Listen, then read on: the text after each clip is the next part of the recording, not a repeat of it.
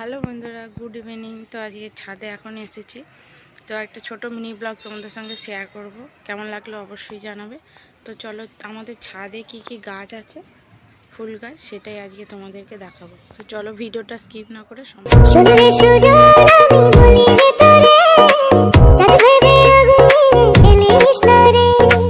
তোর রূপের ঝলকে মনিল পলকে, তোর রূপের ঝলকে মনিল পলকে, তোর ছাড়া এখন আমি বাঁচি কি করে?